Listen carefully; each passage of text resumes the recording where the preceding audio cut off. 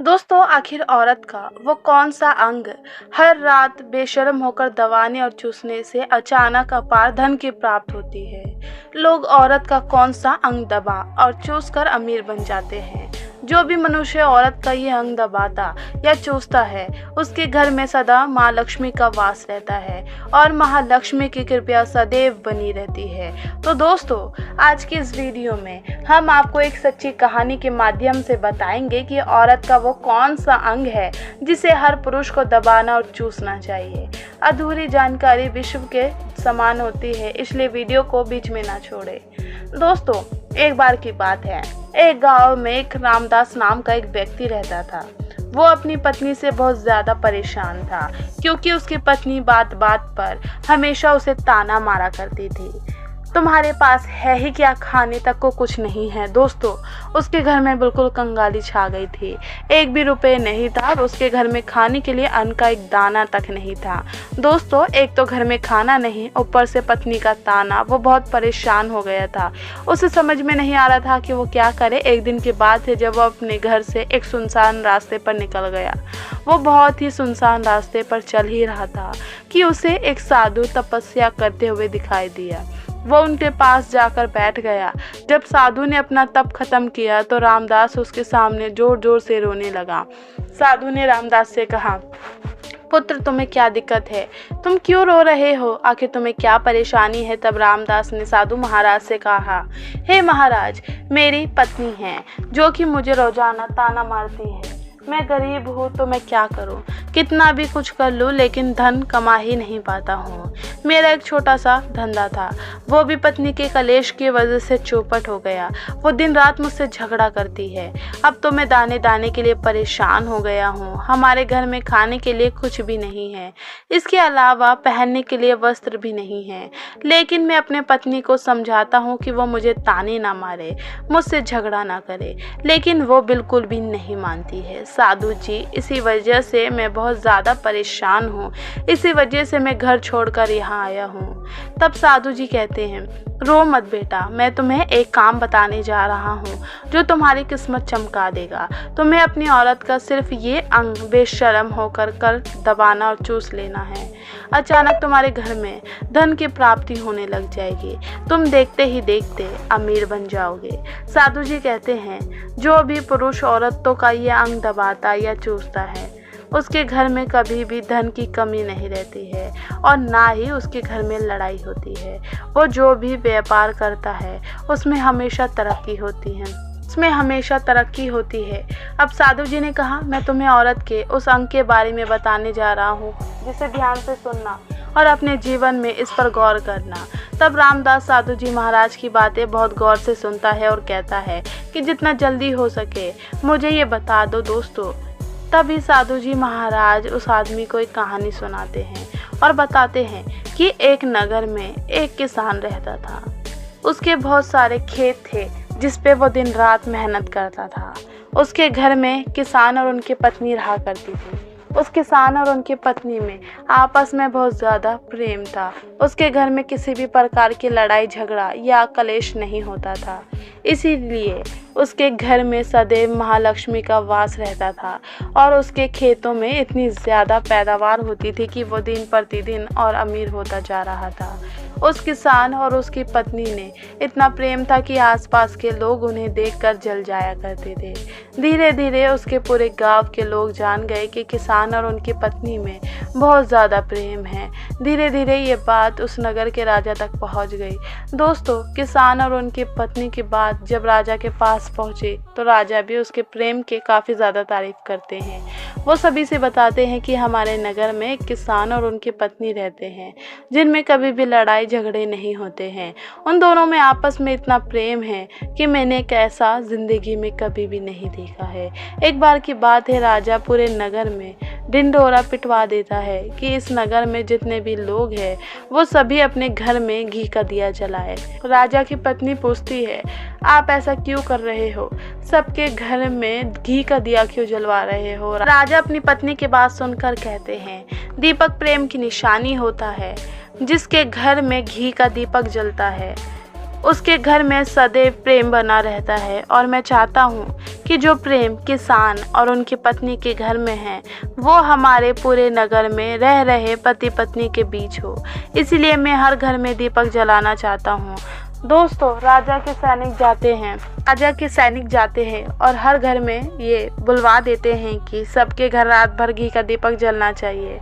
दोस्तों, राजा की बात मानकर सभी नगरवासी अपने घर में दीपक जला देते हैं, लेकिन जैसे ही आधी रात होती है सभी के घर के दीपक बुझ जाते हैं, लेकिन किसान के घर का दीपक वैसे ही जलता रहता है। दोस्तों, दीपक हमेशा किसान की पत्नी जलाती थी, लेकिन उसकी बात नहीं मानती थी।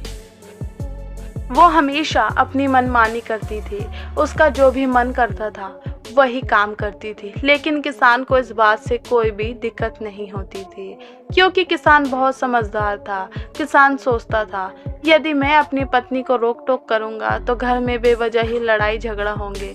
कई चीज़ें किसान इस वजह से अनदेखा करते थे कि उसके घर में प्रेम बना रहे। राजा अपने महल को छोड़कर पूरे नगर का नज़ारा देख रहे थे। उन्होंने देखा कि सारे नगर में किसी के घर में दीपक नहीं जल रहा था, लेकिन किसान के घर में दीपक जल रहा है। तब राजा अपनी रानी से बोलता है कि देखो, किसान और उनकी पत्नी के घर में दीपक जगमगा रहा है, लेकिन पूरे नगर में कहीं पर भी दीपक नहीं जल रहा है। इसी से पता चलता है कि किसान और उनकी पत्नी में कितना प्रेम है। तब राजा की पत्नी राजा से बोलती है कि जो किसान और उनकी पत्नी में प्रेम है वो किसान की पत्नी की वजह से है, और इसी वजह से उसके घर में इतना ज़्यादा प्रेम है। दोस्तों, जब राजा रानी की बात सुनता है तो कहता है, नहीं, तुम्हारा सोचना गलत है। जो प्रेम किसान के घर में है वो उसकी पत्नी की वजह से नहीं है, बल्कि वो किसान की वजह से है। रानी कहती है कि किसान की पत्नी बहुत ज़्यादा समझदार है, आपका सोचना गलत है, और यही वजह है कि जो उनके घर में कभी भी लड़ाई झगड़ा नहीं होता है। राजा कहता है कि किसान समझदार है, और रानी कहती है कि किसान की पत्नी समझदार है। दोस्तों, इसी तरीके से कुछ देर चलता रहा। इसी बात को लेकर राजा और रानी के बीच काफ़ी झगड़ा हो गया। इसके बाद रानी राजा की दाढ़ी उखाड़ ली और राजा ने रानी को उठाकर पटक दिया। इसके बाद राजा कहता है, हम लोगों को झगड़ा करने की ज़रूरत नहीं है, क्यों ना हम किसान और उनकी पत्नी की परीक्षा ले लें। सारा दूध का दूध और पानी का पानी हो जाएगा। लड़ाई करने के बाद राजा और रानी दोनों सहमत हो गए और दोनों की परीक्षा लेने के लिए तैयार हो जाते हैं। तब राजा अपने महल में जाता है और एक पुरुष सैनिक को बुलाता है और पुरुष सैनिक से बोलता है कि तुम किसान के पास जाओ और जो प्रश्न मैं तुमसे बोल रहा हूँ वो तुम किसान को बोल देना। और वो पुरुष सैनिक बोलता है, ठीक है महाराज। वह सैनिक राजा की बात सुनकर किसान के पास जाता है। उस समय किसान की पत्नी खेतों में गई थी, लेकिन किसान की कुछ तबीयत ठीक नहीं थी, इसी वजह से वो खेतों पर नहीं गया था। इस समय वो सैनिक किसान के घर में पहुंच जाता है और किसान से कहता है, मैं राज दरबार से आया हूं, राजा साहब ने मुझे भेजा है। दोस्तों, किसान कहता है, बताइए मैं आपकी क्या सेवा कर सकता हूँ, आप बैठ जाइए, मैं आपके लिए पानी लेकर आता हूँ। तभी वह सैनिक बोलता है कि नहीं, तुम कुछ भी मत लाओ, मैं राजा का सैनिक हूँ, बस आपके पास राजा का समाचार लेकर आया हूँ। तब किसान कहता है, ठीक है, आप मुझे बताओ राजा साहब ने मेरे लिए क्या समाचार भेजा है। सैनिक कहता है, किसान, राजा साहब ने ये बोला है कि यदि तुम अपनी पत्नी को छोड़ देते हो तो राजा जी आपको बहुत सारे हीरे जेवरात और साथ में तुम्हारे जमीन से 2 गुना ज़्यादा ज़मीन राजा जी आपको गिफ्ट में देंगे। इसके अलावा राजमहल का आधा हिस्सा भी आपको दिया जाएगा। लेकिन जो किसान ने जवाब दिया वह सुनने लायक है। किसान ने कहा, राजा जी आपका पूरा राजमहल मुझे क्यों ना दे दे, मैं अपनी पत्नी को नहीं छोड़ूंगा, जाओ और अपने राजा से कह दो किसान ने ऐसा कहा है। सैनिक जाता है और राजा को सारी बातें बताता है। इस समय रानी वहां पर सैनिक की बात सुन रही थी। सुनने के बाद रानी ने कहा, आपने किसान की तो परीक्षा ले ली, लेकिन किसान की पत्नी की परीक्षा नहीं लिया है। इस तरीके से हम कैसे पता कर सकते हैं कि कौन समझदार है। इसके बाद रानी ने कहा कि अब मैं भी किसान की पत्नी की परीक्षा लेना चाहती हूँ। जब दोनों की परीक्षा हो जाएगी तभी पता चलेगा कि कौन समझदार है। फिर रानी ने भी एक सैनिक बुलाया और कहा कि मेरी बात किसान की पत्नी को बोलना और याद रखना, ये बात तभी बताना जब किसान वहाँ पर ना हो। सैनिक ने पूछा कि रानी क्या बात बतानी है, वो तो बताओ। तो रानी ने सैनिक को सारी बातें बता दी। सैनिक किसान के घर जाता है और उसके घर में आवाज़ लगाता है तो उसके घर से किसान की पत्नी निकल कर आती है और कहती है, बताओ क्या हुआ, क्यों ढिंढोरा पीट रहे हो? तो सैनिक ने कहा कि राजमहल से आया हूँ, मुझे रानी ने भेजा है।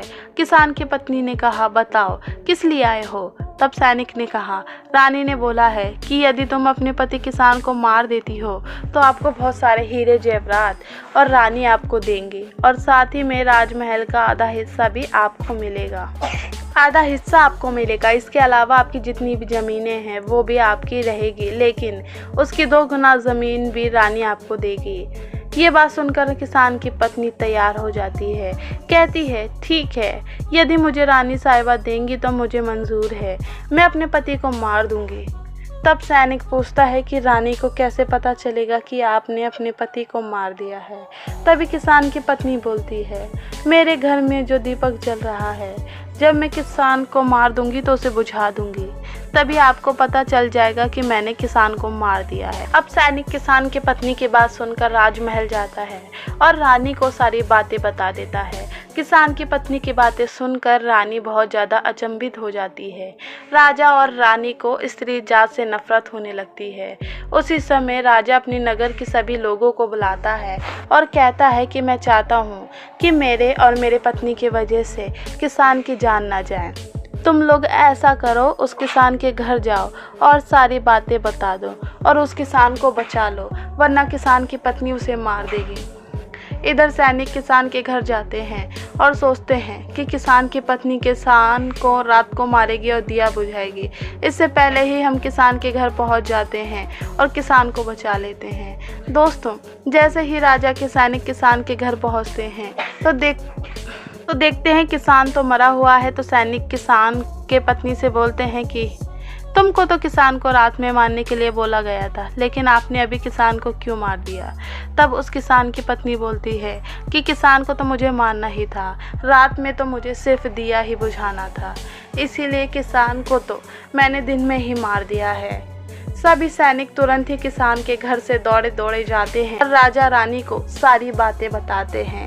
राजा और रानी क्रोध से आग बबूला हो जाते हैं। इसके बाद राजा और रानी किसान की पत्नी को बंदी बनाकर लाने के लिए अपने सैनिक से कहते हैं। सैनिक जाते हैं, किसान की पत्नी को बंदी बनाकर ले आते हैं। राजा किसान की पत्नी से पूछता है, ऐसा तुमने क्यों किया? तुम लालची औरत हो, तुम्हें पैसों से प्यार है। तभी किसान की पत्नी ने जवाब दिया और बताया कि मुझे तो किसान को पहले ही मारना था, वो तो मैं कोई बहाना ढूंढ रही थी, क्योंकि किसान की आदत बहुत ख़राब थी, वो मेरे साथ बहुत ख़राब व्यवहार किया करता था। तो राजा ने कहा, ऐसा क्या करता था किसान?